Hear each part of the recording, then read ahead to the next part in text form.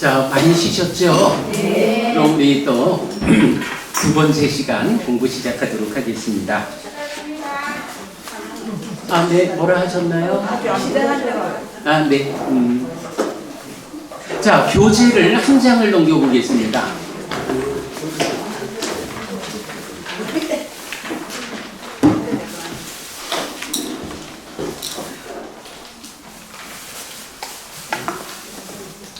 자, 아까 제가 해피 스님 신자, 뭐 우리 스님 신자 말고 부처님 신자가 돼야 한다라고 말했잖아요. 자, 한 장 넘겨보면 부처님의 신자, 불교 신자로 살기라고 경 두 개를 소개했거든요. 그러니까 이렇게 중요한 얘기는 해피 스님 얘기가 의미가 있는 게 아니고 해피 스님이 어떤 경을 근거로 이런 얘기를 했을까 하고 경을 확인하는 일이 중요하죠. 자, 보면 부처님의 신자, 불교 신자로 살기 해서 MN이라고 한 게 이제 맞지마 니까야 108번 곱박과 못갈라나경 아난다 존자요. 그분 곧다마 존자. 곧다마 존자가 부처님을 부르는 인도에서, 그러니까 부처님 당시 인도에서는 외도들의 입장에서는 부처님을 부처님이라고 부르지 않는 거예요. 곧다마라는 이름을 쓰는 존자. 그래서 곧다마 존자 그렇게 부르죠. 아난다 존자요. 그분 곧다마 존자에 의해 이 사람이 나의 죽음 이후에 그대들의 의지처가 될 것이다 라고 정해졌고, 지금 그대들이 따라야 하는 한 사람의 비구라도 있습니까? 바라문이요. 아시는 분 보시는 분 그분 세전아락한 정등각에 의해 이 사람이 나의 죽음, 부처님의 죽음 이후에 그대들의 의지처가 될 것이다 라고 정해졌고, 지금 우리가 따라야 하는 비구는 한 사람도 없습니다. 아난다 존자요. 이 사람이 세존의 죽음 이후에 우리의 의지처가 될 것이다 라고 상가가 동의하고 많은 장로가 결정한, 그리고 지금 그대들이 따라야 하는 비구가 한 사람이라도 있습니까? 바라문이요. 이 사람이 세존의 죽음 이후에 우리의 의지처가 될 것이다 라고 상가가 동의하고 많은 장로가 결정한, 그리고 지금 우리가 따라야 하는 비구는 한 사람도 없습니다. 그러니까 이렇게 부처님한테서 나의 지를 이어서 그대가 교단을 이끌 것이다, 이렇게 지정해준 비구도 하나도 없는 거예요. 그러니 뭐 우리 스님 이렇게 접근할 일이 일단 아니죠. 아난다 존자요. 이렇게 의지처가 없을 때 누가 파합의 원인이 됩니까? 바라문이요. 우리는 의지처가 없지 않습니다. 바라문이요. 우리는 의지처가 있습니다. 법이 의지처입니다. 자, 여기서 법이라는 게 뭔가요? 부처님이 누군가요? 완전한 깨달음을 성취한 그분 정등각이잖아요. 그 정등각인 부처님이 설한 가르침이 법이잖아요. 그러니까 부처님 돌아가신 이후에는 우리가 어떤 개인, 어떤 스님 한 분을 의지처로 부처님의 대행자로 뒤따라가는 게 아닙니다. 오직 부처님 직접 설하신 이 가르침이 우리의 의지처, 우리의 스승입니다. 이렇게 말하는 거예요. 이렇게 법을 따라가는 사람들, 이 사람이 누구냐? 부처님 신자다. 네. 자, 그 다음에 맞지마 니까야 94 곧다무카경이 있어요. 요 이제 경의 마지막에 이렇게 말했을 때 곧다무카 바라문이 우데나 존자에게 이렇게 말했다. 정말 기쁩니다 우데나 존자시여. 정말 기쁩니다 우데나 존자시여. 예를 들면 우데나 존자시여. 넘어진 자를 일으킬 것입니다. 덮여 있는 것을 걷어낼 것입니다. 길 잃은 자에게 길을 알려줄 것입니다. 눈 있는 자들은 모습들을 본다 라며 어둠 속에서 기름 등불을 들 것입니다. 이처럼 우데나 존자께서는 여러 가지 방법으로 법을 설하셨습니다. 길을 찾는 저는 의지처인 우데나 존자 그리고 가르침과 비구상가에게로 갑니다. 우데나 존자께서는 저를 오늘부터 살아있는 동안 비의한 제가 신자로 받아주십시오 라고. 자, 보통 보면은 부처님과 가르침과 스님들 이렇게 불법성 3보를 말하잖아요. 근데 여기서는 부처님 대신에 우대나 존자라는 스님한테 법을 들은 이 고타무카 바라문이 우대나 존자 당신에게 귀의합니다. 이렇게 말을 한 거예요. 그랬더니 우대나 존자가 바라문이요, 그대는 나를 의지처로 삼지 마십시오. 내가 의지처로 삼은 오직 그분 세존 부처님을 의지처로 삼으십시오. 그러면 우대나 존자요, 아라한 정등각인 그분 고타마 존자께서는 지금 어디에 계십니까? 바라문이요, 그분 세존 아라한 정등각께서는 완전히 열반하셨습니다. 그러니까 부처님이 돌아가신 뒤에요. 그런데도 우대나 존자는 나한테 비교하지 말고, 말하자면 나의 신자가 되지 말고 부처님의 신자가 되어야 합니다. 부처님 어디 계시죠? 돌아가셨어요. 이렇게 말하고 있는 거예요. 그랬더니 우대나 존자요, 그분 고타마 존자께서 완전히 열반하셨다 해도 저희는 의지처인 그분 고타마 존자 그리고 가르침과 비구 상가에게로 갑니다. 우대나 존자께서는 저를 오늘부터 살아있는 귀의한 제가 신자로 받아주십시오. 알겠습니다. 저는 돌아가셨지만 부처님과 가르침과 스님들께 귀의하겠습니다. 우대나 존자 당신이 이렇게 불법성 삼보에 귀의하는 나를 귀의토록 이끌어 주십시오. 그러니까 우리 스님이 계신 거야. 우대나 존자, 그죠? 근데 우리 스님한테 내가 우리 스님 신자 될 거요, 요렇게 말하지 않고 스님, 내가 부처님 신자가 되도록 스님이 안내해 주셔요. 이렇게 말하는 거예요. 이게 이미 2600년 전에 부처님 계실 때도 요다가 두 개 다 돌아가신 다음이네. 부처님 돌아가신 바로 그 시절에 부처님이 안 계신다 해도 귀의는 부처님한테 해야 돼. 누구 신자라고? 부처님 신자요. 그러면 부처님 제자인 이 출가자들은 뭐 한다고? 그 부처님 신자가 되어서 부처님 법에 의해서 살아갈 수 있도록 이끌어주는 역할을 하는 거야. 여러분, 우리가 하여간 해피 스님 신자 되려고 여기 안 오신 거 천만 다행이고요. 정말이에요. 이거 아주 중요해요. 여러분, 우리 자리에 우리 스님들 계시는데 그 우리 스님을 잘 모시고 도와서 다른 신행을 이끄는 일은 아주 중요하지만, 그러나 분명한 거 하나는 우리 스님의 신자가 되지 않아야 해요. 나는 부처님 신자가 되고 우리 스님께서 내가 부처님 신자가 되도록 이끄시고 부처님 신자로서 살아가는 일을 바르게 안내해 주시는 고마운 우리 스님, 이렇게 돼야 된다라는 거, 요거 명확하게 성듣자고요. 관련한 경 2개 소개해드렸고요. 그럼 여기서 상가라는 단어가 어떤 뜻입니까? 상가라는 말은요, 우리가 이제 불법 승 그러잖아요. 요 승이라는 말을 또 승가라고도 쓰죠. 승가라는 말이 그 경전어 파일리어로는 상가라고 나와요. 그래서 붓다, 우리가 불법승 요래 할 때 붓다 담마 상가 요래 해서 상가라는 말은 승가입니다. 제가 그 참 승가로 적어드려야 할 거를 그렇게 적었습니다. 자, 그 다음에 이제 다음 장 보겠습니다.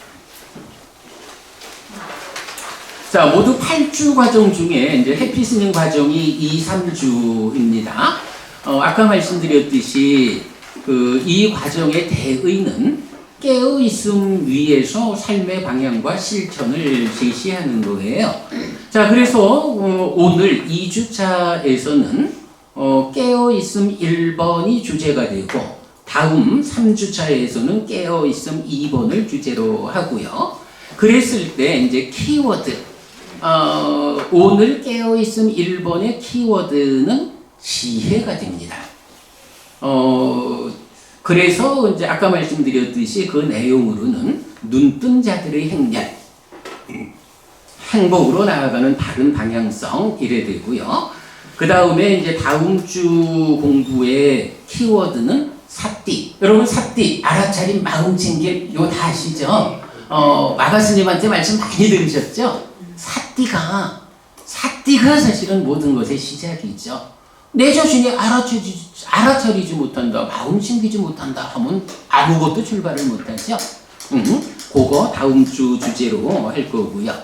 그래서 오늘은 이렇게 눈뜬 자들의 행렬이고, 다음 주에는 행렬 속의 내 걸음, 바른 방향을 직접 걸어가는, 이렇게 이제 구성을 했고요. 여러분도 그 자등명, 법등명이라는 말 아시죠? 스스로 빛을 비춰야 하고, 그리고 법으로서, 가르침으로서 등불을 삼는 요런 내용이잖아요.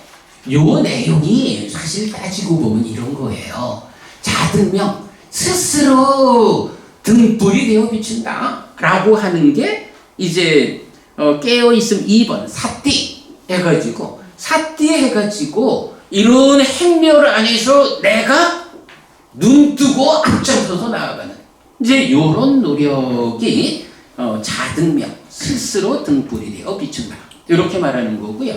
그런가 하면 법등명, 법으로서 등불을 삼는다 라는 거, 이건 무엇냐 라고 하면 바로 이게 눈뜬 자들의 행렬 안에서 눈 뜨고 나아가는 이 행렬이 어디로 향합니까? 부처님 가르침이 비치는 그 빛에 따라서 깨달음의 길로 갈수록 괴로움은 줄어들고 행복은 늘어나는 삶을 살다가 죽어서는 하늘에 태어나는, 그 끝에 깨달음 윤회에서 벗어나는 이런 가르침의 등불을 향해서 길 안내받아 나아가는 요런 게 이제 법등명, 요렇게 이해를 하시면 됩니다. 우리가 이제 눈뜬 자, 그러니까 깨어있음이란 말을 했는데요. 이제 깨어있는다라는 것을 좀 기본적으로 봐야 해요. 깨어있다라는 게 뭐죠? 말하자면 눈 뜨고 있는 거잖아요. 그러니까 눈이라는 게 있어요. 그런데 깨어있다라고 하는 것은 눈을 떠가지고 보는 거야. 그저 깨어있다는 거. 그러면 내가 눈뜬 자가 되어야겠다, 눈을 뜨고 보아야겠다 라고 하면 필요한 게 뭐가 있을까요? 요거 여러분 생각해보면 아주 단순하지만 중요한 건데, 자, 기본적으로 눈이 있어. 눈이 있는데 눈은 감고 있으면 있으나 마나죠? 감고 있으면 못 봐. 보려고 하면 눈을 떠야 돼. 눈을 뜨자! 요게 커다란 주제 깨어있음의 의미죠. 물론 우리가 이거를 마음에 적용해서 마음의 눈을 뜨자 이런 거지만, 그런데 부부님 질문요. 눈이 있잖아? 눈을 떴잖아요. 그러면 볼 수 있나요? 볼 수 없는 경우는 없을까? 있죠.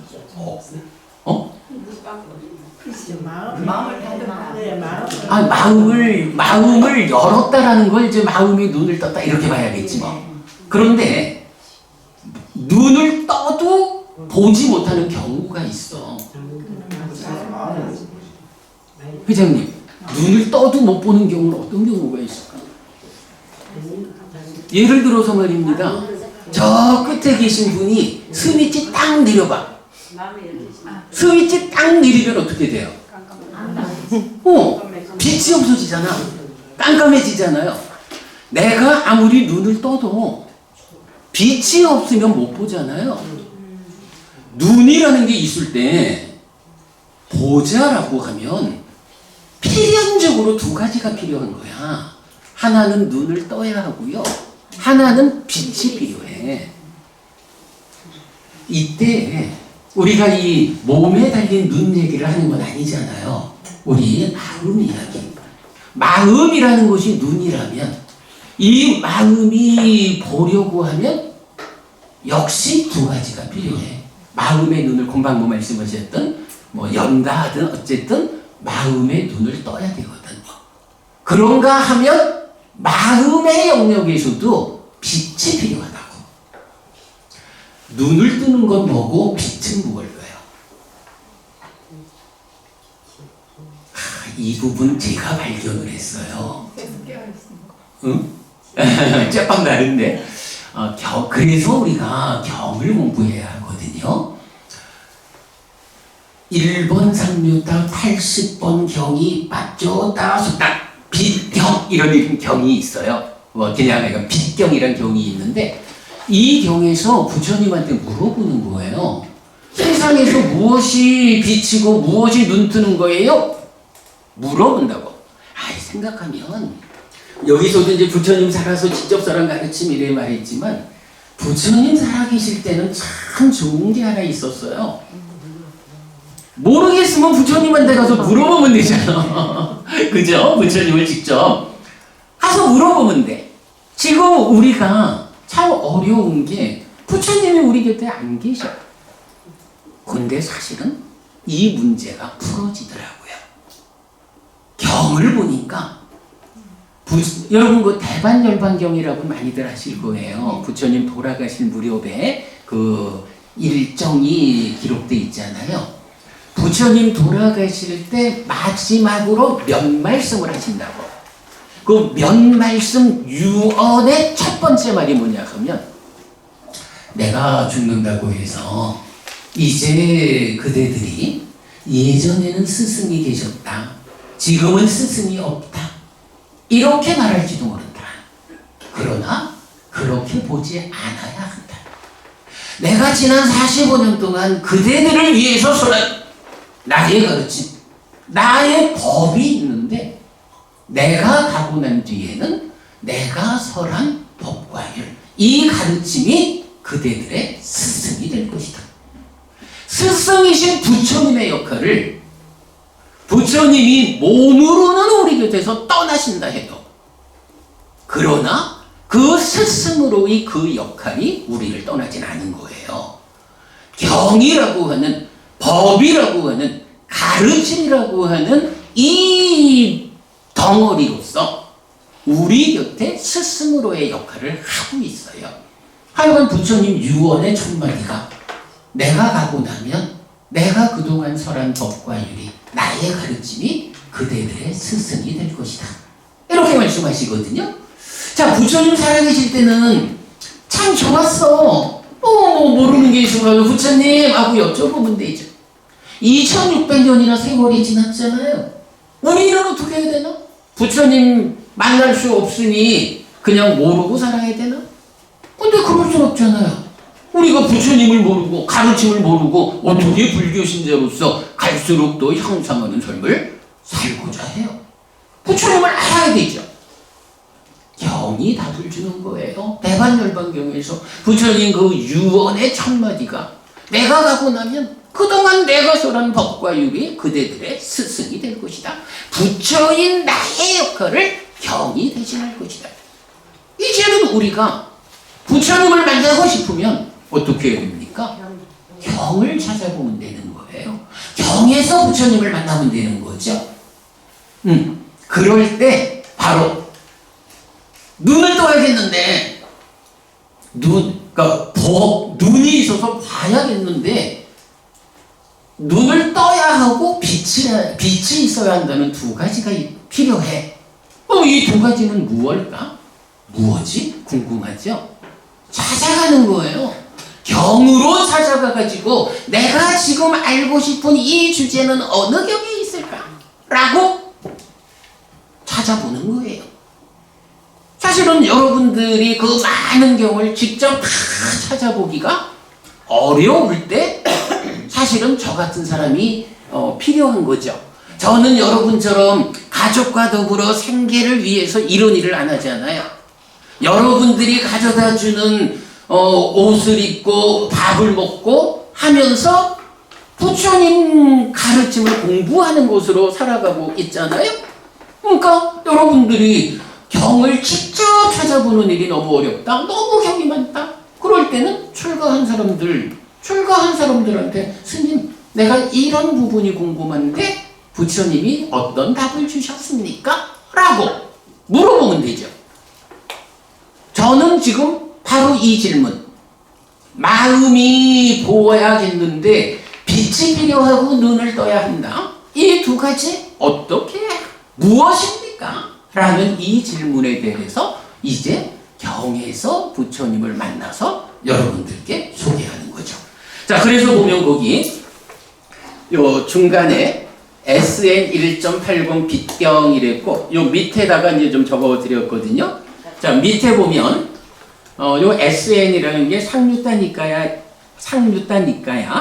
1번 상류다 80 빛경이에요. 자, 요건 이제 제가 적은 글. 눈이 있어도 빛이 없으면 보지 못하고 감고 있으면 보지 못합니다. 빛이 있는 세상에서 깨어 있을 때 비로소 볼 수 있습니다. 이렇게 적었는데요. 이제 요 빛경에서 이렇게 말하는 거예요. 무엇이 세상에서 빛이고 무엇이 세상에서 깨어남 눈뜸입니까? 우리가 필요한 그 질문을 딱 하고 있죠. 그랬더니 부처님이 지혜가 세상에서 빛이고 사띠가 세상에서 깨어남 눈뜸이다. 요렇게 답을 주시는 거예요. 그래서 앞으로는 우리가 지혜의 빛을 밝히는 가운데에서 사띠로 눈 뜨고 나아가면 되는구나. 깨어있다라고 하는 거, 이렇게 지혜의 빛이 비추어지는 가운데 내가 사띠로 눈 뜨면 이게 깨어있습니다. 깨어있음이라는 이 주제의 대표죠. 네. 자, 그 밑에 이런 표현도 적었습니다. 빛은 지혜인데 부처님 가르침에서 얻어야 합니다. 해서 불교신자 이랬거든요. 자, 빛이라는 게 지혜인데 요런 지혜를, 사실은 지혜가 불교에만 있는 건 아니에요. 교회에도 가면 기독교는 기독교 신자들대로의 지혜로움이 있잖아요. 이슬람에는 이슬람 신자들대로의 지혜로움이 있어요. 만약에 지혜라는 빛을 교회 가서 찾겠다라고 하면 그 사람은 누구죠? 그 사람은 불교 신자가 아니고 기독교 신자예요. 이슬람 사원에 가서 지혜라는 빛을 찾겠다라고 하면 그 사람은 불교 신자가 아니고 이슬람 신자인 거예요. 불교 신자는 부처님 가르침 안에서 지혜를 찾겠다. 지혜라는 빛을 찾겠다. 이렇게 부처님한테서 답을 찾으려고 하는 사람이 불교 신자죠. 네. 근데 여러분 이게 있잖아요. 아주 단순한 이야기고 뭐 그런 얘기를 해피스님은 강조를 하지? 할 수도 있지만 잘 생각해 보면 굉장히 중요한 거예요. 아까도 말씀드렸지만 이런 부분에서 명확함을 갖지 않다 보면 머리 감고 출가자로 살면서도 부처님 가르침을 정면으로 부정하는 이런 사람들까지 나온다고요. 그런 스님들이 만약에 경을 통해서 부처님을 만나는 일에 철저했다면, 가르침 안에서 지혜라는 빛을 비추고자 했다면 그렇게 부처님을 정면으로 거부하는 그런 주장을 못하지요. 이런 부분들 어쨌든 여러분 부처님 가르침에서 빛이라는 지혜를 얻는 사람이 불교신자다. 그래서 우리가 이렇게 스님들과 함께하는 공부자리, 이런 자리에 온다라는 목적의식을 분명히 하자고요. 그리고 눈뜸은 사띠인데 눈꺼풀이 내려 다치지 않도록 아이고 졸려 해도 그래도 눈을 닫지 않으려고 눈을 뜨려고 애쓰는 일. 이 일은 어떻게 해요? 누가 해요? 내가 직접 해야죠. 그죠? 이건 내가 직접 해야죠. 눈 뜨는 일. 이것을 경은 자주법주 또는 자등명, 법등명이라고 합니다. 자, 이렇게 그 첫 번째로 빛경을 통해서 눈을 뜨자라는 것이 지혜와 사띠. 지혜는 무엇고? 그러니까 빛을 필요로 하고 눈뜸이 필요로 한데 지혜와 사띠라고 하는 요 부분을 짤막한 경을 통해서 부처님이 답을 주고 있다. 네, 요거 아주 기준되는 가르침이에요. 자, 그런 가운데 이제 위로 올라와 가지고 깨어있음 1번에서 보면 이제 키워드가 지혜라는 것은 부처님의 지혜라는 빛을 비추고 있는 요거예요.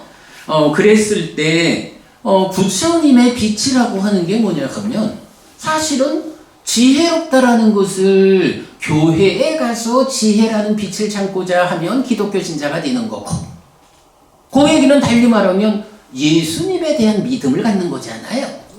그래서 지혜라고 하는 이거는 그대로 믿음 또는 견해라는 것과 연결돼요. 우리가 부처님 제자요, 나는 불교 신자요 라고 말할 때는 바로 이렇게 부처님한테 가서 경에서 빛을 비추는, 지혜를 찾는 이런 사람이 불교 신자죠. 그래서 지혜라는 빛은 믿음, 견해와 연결되고, 이런 견해라는 것은 이제 스승의 영역에 속한 것이라고 하는 주제로 하나 나오는데, 오늘 늦으면 다음 주에 보도록 하겠고요. 그 다음에 도관이라고 하는 표현을 하나 하고 있는데 조금 이따 보도록 하겠습니다. 자, 그래서 이제 이렇게 보면 깨어있음 일지혜라는 것은 눈뜬 자들의 행렬에 내가 들어서는 것, 이렇게 말씀드렸어요. 자, 그러면 이렇게 눈뜬 자들의 행렬, 부처님이 비춰주는 그 등불의 길을 가는 요것은 어떤 것이냐 라고 할 때 그 지혜로움에 대해서 대표적으로 부처님은 두 가지로 말을 해요. 한 가지는 여러분 우리 그 무아라는 말을 많이 하잖아요. 기본적으로 뭐니 해도 불교일까 아닐까 이게 부처님 가르침이요 라고 도장을 팡 찍는다라고 하는 게 삼법인이잖아요. 그죠? 세 가지 법에 도장을 찍는다. 그게 뭐냐 하면 재행무상, 재범, 그 전에 재행무상, 재행계고, 재범무아. 이래가지고 말하자면 있는 거는 다 무아예요. 그럼 무아라는 말은 뭐냐 하면 이 아라고 하는 말이 이게 나아자를 쓰잖아요. 이게 그냥 내가 없어 요런 말이 아니에요. 내가 없다 그러면 아니 어떻게? 해피스님 여러분 있나요? 없나요? 해피스님 있잖아. 이 해피스님이란 존재를 무아여 이래서 해피스님이란 존재는 없어? 이렇게 말하는 게 부처님이 말씀하시는 무아가 아니에요. 이 무아라는 것은 부처님 당시에 인도의 가장 큰 세력의 종교가 힌두교잖아요. 브라հ문교. 그 힌두교에서는 나라는 이 존재성을 말할 때 참된 존재성을 가지는 것 해가지고 아뜨만이라는 말을 써요. 여러분 아뜨만이라는 말 많이 들어보죠? 그 아뜨만이라는 것을 중국에서 번역을 하면서 나아자를 써서 아라고 번역을 한 거예요. 그러니까 힌두교에서는 이런 참된 존재성을 가지는 것, 생겨나는 것도 아니고 없어지는 것도 아니고 중간에 변화하지도 않는 이런 참된 존재성의 나라고 하는 거, 아트만이라고 하는 거를 전제하고 삶을 본다고요. 그런데 부처님은 이제 완전한 깨달음, 그 지혜의 완성된 눈으로 보아도 있는 것 가운데 힌두교가 말하는 그런 참된 존재성의 아트만은 없어. 요걸 보아내시는 거예요. 그래서 무아 이렇게 말하면 내가 없어 이게 아니고 힌두교가 말하는 참된 존재성을 가지는 아트만이라는 게 사실 아니에요. 그런 건 없어. 나라는 존재는 그 아트만 아니야. 그러면 참된 존재성이 아니다라고 하면 나라는 존재는 어떤 거요? 이 부분을 봐야 되죠. 여기에서 이제 부처님은 연기, 12연기를 설하거든요. 그래서 나라고 하는 존재는 지금 내가 살아있잖아. 내가 없다라고 말하면 안 되지. 근데 이 내가 누구냐 하면 힌두교가 말하는 그런 참된 존재성, 생겨나지도 않고 소멸하지도 않고 변화하지도 않는 요런 존재성, 요런 존재 아니고 삶의 과정을 누적하면서 변화하는 나역. 삶의 과정을 누적하면서 변화한다. 여러분 이게 뭔가요? 갈수록 괴로움은 줄어들고 행복은 늘어난다라는 이게 뭐예요? 어제보다는 오늘 조금 더 좋게 하루 하루의 삶을 쌓으면서 내가 달라졌죠. 내일은 오늘보다 더 좋아질 거예요. 오늘 하루의 삶의 과정을 쌓아가지고 오늘보다 더 좋은 방향으로 달라진 거죠. 10년이 그렇게 달라질 거고 100년이 달라지겠죠. 그렇게 달라지는 삶의 과정에서 몸이 무너져 죽으면 어떻게 되나요? 그런 변화의 연장선이 이런 향상하는 변화를 누적했기 때문에 다음 세상엔 하늘에 태어나는 거예요. 삶의 과정을 누적하면서 변화하는 나라는 것이 요런 의미고 무아는 요런 거라고요.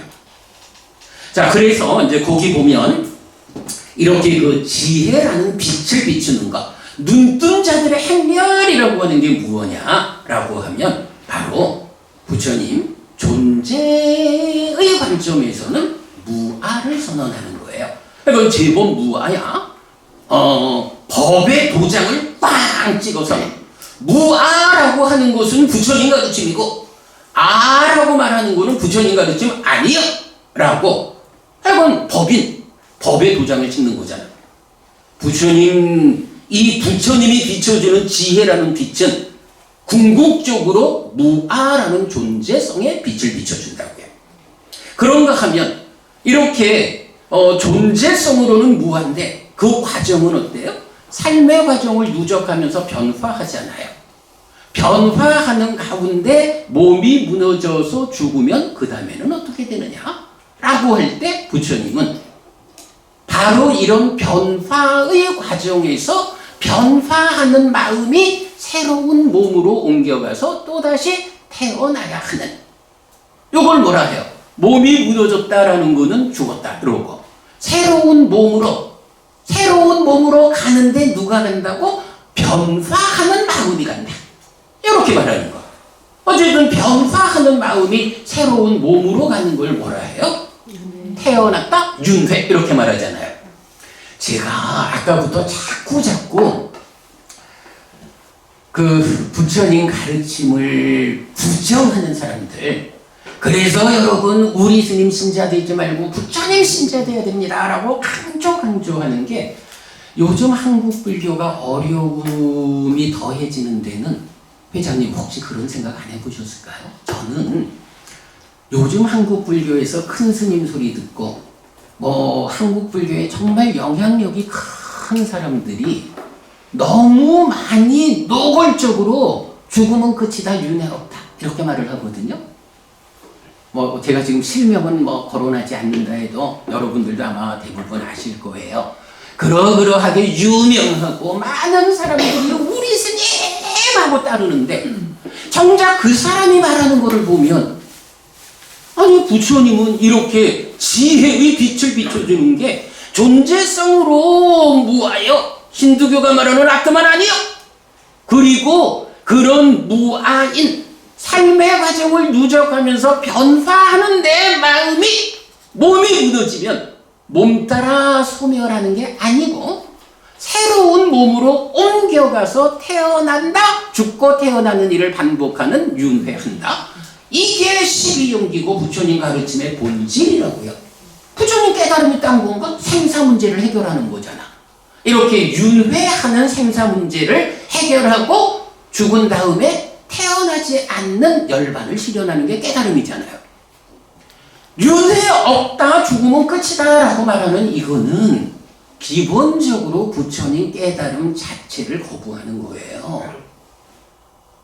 나는 아무개 스님 그 유명하고 수십만의 대중들이 몰려가서 우리 스님 하는데 도대체 저 사람들이 뭐 하고 있나? 과연 그 스님들이 경을 통해서 부처님을 알고 있을까? 부처님의 가르침을 공부하고서 내가 부처님 제자로서 그대들에게 법을 설합니다 이렇게 하는 것일까? 부처님 가르침은 공부도 안 하고 그저 자기 혼자 생각하는 거 가지고 중옷을 입었으니까 스님이라고 불리면서 말을 하지만 사실은 중옷 입은 값을 못하는 부처님 가르침을 정면으로 거부하는. 근데 회장님, 이게 말입니다. 윤회가 만약 없다 그러면 우리가 이제 다음 주에 제가 좀 자세히 설명할 거지만 공덕을 지을 이유가 있나요? 공덕을 지을 이유가 없다라고 하면 우리가 절에 가서 또는 우리 사회의 어려운 사람들을 위해서 보시를 할 이유가 있을까요? 오계를 지켜야 할 이유가 있을까요? 윤회 없다라고 하는 게요, 생각 없이 윤회 있으면 어떠고 없으면 어때 이래 말하지만 부처님 가르침에서 윤회가 빠지고 나면요 공덕을 지을 이유가 없어요. 여러분, 제가 다음 주에 좀 자세하게 설명해 드릴게요. 공덕이 뭐냐? 왜 우리가 공덕을 지어야 하느냐? 이 부분에 대해서 확실하게 알아버리면, 야, 정말로 윤회하지 않는다면 내가 뭐 하려고 공덕을 짓고, 뭐 하려고 착하게 살고, 뭐 하려고 보시를 하고 오계를 지키고, 이유가 없는 거예요. 이거 불교 망치는 일이에요. 그래서 저는 사실은 좀 노골적인 표현을 많이 해요. 저 사람들 껍데기는 중옷을 입고 있지만 부처님 제자라 할 수 없다. 저 사람들을 우리 스님 하면서 쫓아다니는 사람이 많을수록 부처님 신자가 많아야 유지되는 한국 불교를 망치고 있다. 공덕을 짓고자 하는 마음을 뿌리채 뽑아버리는 이런 가르침으로, 삶에 대한 시각 자체를 바꿔버리는 이런 가르침으로 어떻게 우리의 스승이 될 수 있냐고요. 이런 부분. 제가 시간이 다 돼가네요. 이 토론 좀 하려고 그랬는데 못하고 한 가지 이야기만 하겠습니다. 그거 보면 존재성으로의 무아와 현상으로의 윤회 이랬는데 그 두 번째 자리에 보면 원초적 바른 견해 이런 내용이 있어요. 요게 이제 디가니카야 23번 빠야시경이라는 경. 제가 자꾸 경전을 말하는 거는요, 이게 해피스님 얘기가 아니고 부처님 얘기를 제가 옮겨드리는 겁니다. 이 표시예요. 빠야시경에서 보면 이제 이런 말씀이 나와요. 바른 견해라는 게 삶에 대한 바른 시각이잖아요. 여러 가지 바른 견해가 나옵니다만 그 중에 가장 원초적이다 할 게 세 가지 표현으로 나와요. 첫 번째가 뭐냐 하면 바른 견해. 저 세상은 있다. 이렇게 말해요. 양희 법부님인가? 이양희 법부님? 저기 만약에 부처님한테 부처님 이 세상이 있나요? 이렇게 물어보면 그거 타당한가? 이 세상이 있나요? 이렇게 물어보면 사실 그거는 아니 지금 내가 살고 있는 게 이 세상이잖아. 내가 지금 이 세상을 살고 있는데 부처님 이 세상이 있나요? 이래 물으면 이거는 질문거리가 안 되잖아요. 그러니까 이건 물을 이유가 없어. 그런데 저 세상이 있습니까 부처님? 이런 질문은 질문거리가 되죠. 아니 왜냐하면 저 세상이라고 하는 거는 어쨌든 죽은 다음 이야기잖아요. 죽은 다음이 어떻게 되는지는 정말 높은 수행의 결과로 숙명통, 천안통 이런 신통력이 생기지 않고는 우리가 확인을 못하잖아요. 그러니까 다른 방법이 없어. 저 세상이 없다라고 하면 공덕 지을 이유 없이 한평생 살다 가면 되고, 저 세상이 있다라고 하면 지금도 행복하고 하늘에 태어나는 이 두 가지 성과를 위해서 공덕을 지어야 되고, 사는 방법이 달라지잖아. 어떤 사람들은 윤회하나요? 이래 물으면 있으면 어떻고 없으면 어떻고 지금이나 잘 살지 이렇게 말하는 그 유명한 사람도 있죠. 근데 그거 스승의 역할은 아니에요. 저 세상이 있는 삶하고 저 세상이 없는 삶이 완전히 다른 거거든요. 완전히 사는 방법 자체가 달라지는데 있으면 어떻고 없으면 어떻고 이거는 사실은 스승의 역할이 아닌 거야. 그런데 모른다고. 그러니까 어떻게 해요? 이런 우리가 모르는 저 세상이 있을까라는 거를 예수님한테 물어보면 기독교 신자인 거야. 부처님한테 물어보면 불교 신자인 거예요. 이런 필요성. 그럴 때 부처님이 저 세상은 있다라고 우리가 직접 확인하지 못하는, 그래서 스승이 답을 해줘야 우리 삶의 방향성이 결정되는 이런 문제에 대해서 부처님이 답을 주는 거예요. 이 참 시간이 좀 그렇다. 재밌는 얘기 한 가지만 하자면, 제가 이제 경전 공부를 하다 보니까 윤회한다는 말을 하잖아요. 그랬더니 옛날에 어떤 사람이 저한테 이렇게 물어보는 거예요. 헬피스님 죽어봤어요? 제가 아니 나는 이 몸으로 태어난 다음에는 죽어보지 못했어요. 죽는다라고 하면 마음이 떠나는 건데 떠난 마음이 돌아오지 않는 걸 뭐 안 죽어봤어요. 그랬더니 아니 그거 직접 죽어서 확인하지도 못해 놓고는 뭐 윤회한다고 얘기를 해? 애를 이제 공격을 하는 거예요. 그래서 제가 한마디 되물었지 뭐. 당신은 죽어보셨나요? 역으로 물었어요. 당신은 죽어봤더니 또 태어나지 않고 죽으면 끝이더라? 라는 거를 당신이 직접 확인하고 윤회한다고 말하는 해피스님을 지적하는 것입니까? 이렇게 물은 거예요. 근데 나만 죽어보지 못해서 확인하지 못했나요? 자기도 죽어보지 못한 거고 자기도 확인하지 못하는 거예요. 자기는 무엇을 근거로 죽으면 끝이다, 왜 윤회한다고 말하느냐 하고 해피스님을 비난하는지 몰라도 나는 나대로 내가 확인할 수 없는 상황인데 어떻게 윤회를 말하느냐? 답이 뭐죠? 부처님 신자잖아. 직접 확인할 수 없는 문제는 부처님한테 물어야죠. 요렇게 부처님한테 이 세상 말고 저 세상은 있습니까? 부처님이 저 세상은 있다. 이런 답을 주는 거예요. 그러면 이제 이어가지고, 자, 저 세상이 있으면 태어나야 하잖아요. 태어나는 데가 어디에 태어나게 되죠? 응? 태어나는 자리. 저 세상. 네, 저 세상. 근데 이 저 세상이 어떻게 구성되었느냐 하는 것도 중요하잖아요. 우리가 계속 나쁜 삶을 살아서 지옥 가는 일은 안 되죠. 짐승으로 태어나도 안 되죠. 어떻게든 우리가 부처님이 이끄는 바른 삶을 살아가지고 하늘에 태어나야 되잖아요. 조금 부족하다 해도 인간으로는 태어나야지 우리가 사막초에 태어나면 안 된다고. 이렇게 우리가 태어나는 자리에 대한 정보가 필요해요. 그래서 부처님한테 우리가 태어나는 자리가 어디인가요? 라고 하면, 여러분 태란습화 사생이 있죠. 태생, 난생, 습생이라는 것은 뭐 현재 정의가 있지만 그거는 따지면 인간하고 짐승이야. 요거 우리가 눈으로 보아 알 수 있는. 그러니까 사람들 중에는 윤회하는데 인간하고 짐승하고 두 갈래로만 윤회하지 이렇게 말하는 사람도 많아요. 그런데 부처님이 요 질문에 대해서 화생하는 중생이 있다 이렇게 말하거든요. 태란습, 화.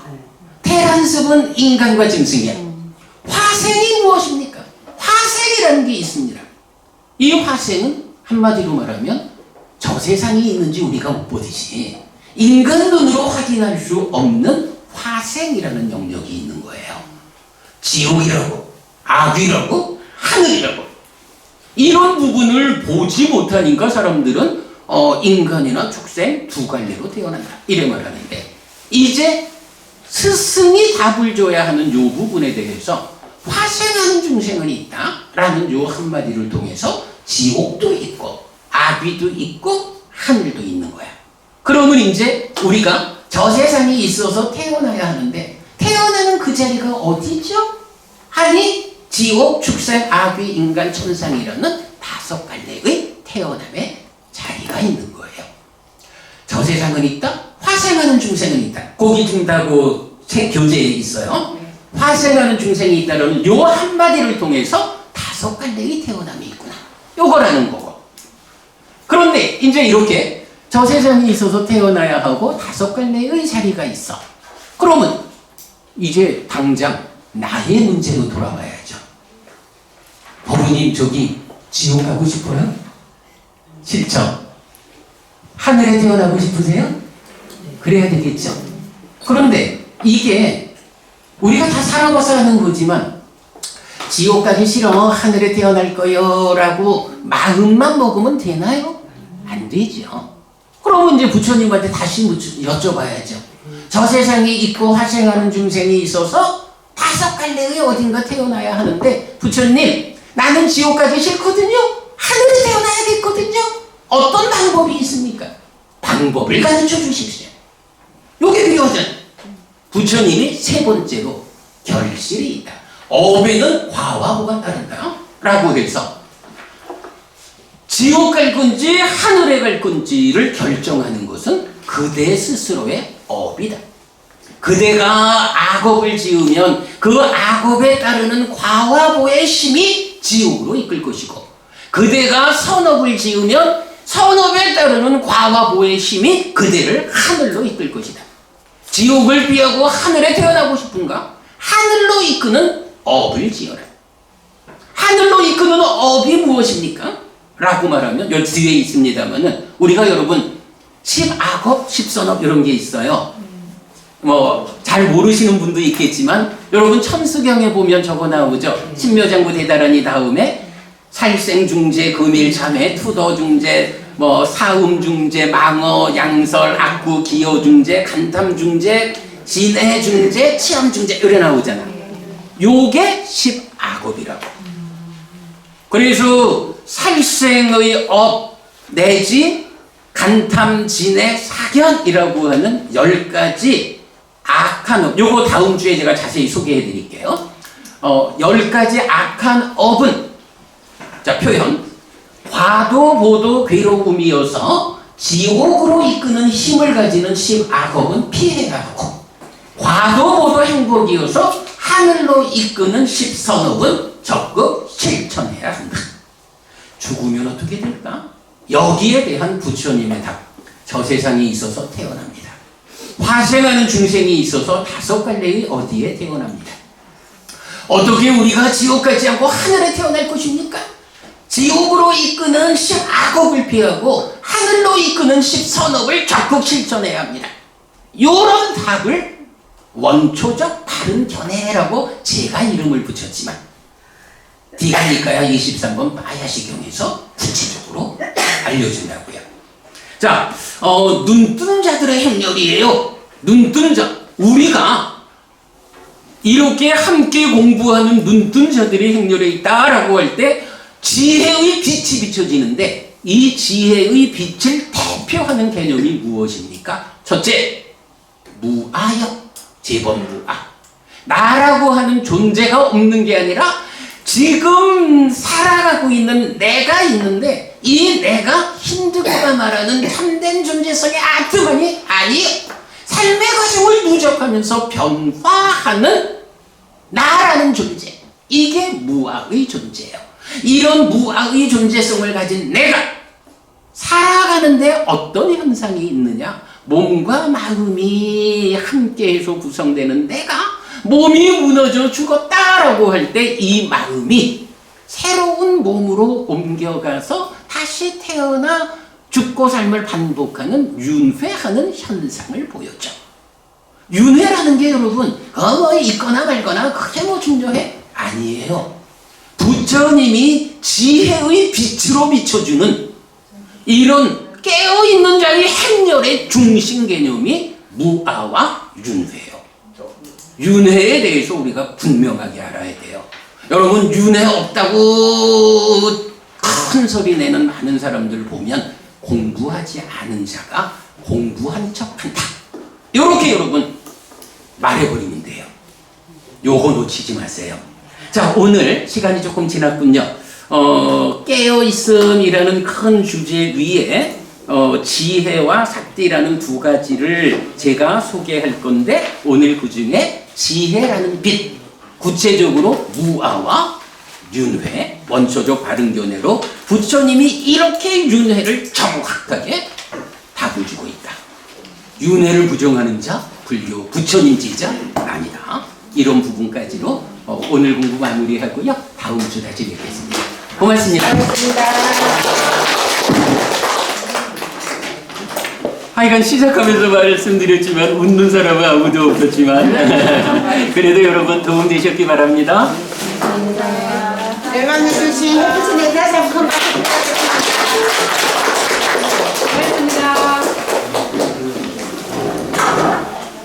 참 제가 그 회장님 요거 제가 작년에 만든 책인데 죽으면 어떻게 될까 윤회에 대한 부처님이 가르쳐준 윤회 이야기 요 제 책인데 요걸 좀 회장님 한번 드릴게요. 요 저 죽으면 어떻게 될까라는 요 주제에 요 책이 필요하신 분 회장님 좀 그 모으셔가지고 몇 사람 필요하다 하면 제가 다음 주에 갖다 드릴게요. 올려주세요. 26,000원입니다. 아니 제가 선물할 거야. 제가 선물할 테니까 필요하신 분. 다 받아야 돼. 그래서 다 받는데 스님 사인해가지고 오세요. 네, 다음 주에 와서 사인해 드릴게. 그리고 요 책은 열애는 이것을 깨닫고 실현하였다 해서 이제 얼마 전에 만든 책인데 굉장히 좀 책이 커요.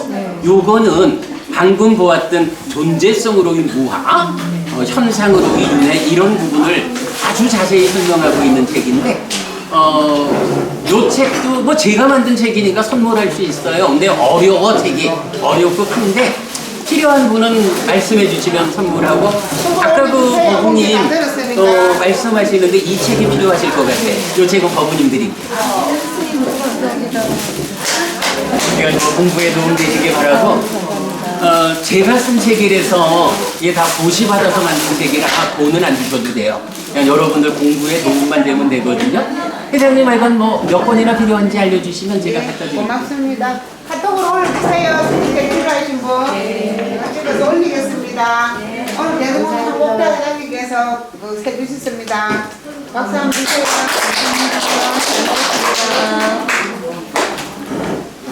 스님장님께서 다음 주 끌려라고 10만원 주셨습니다. 또 박수 한번 주세요.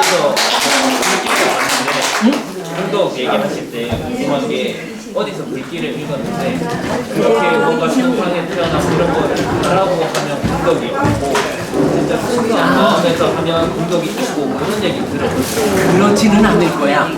그렇지는 않을 건데 공덕 이야기는 우리 다음 주에 한번 좀 합시다. 예.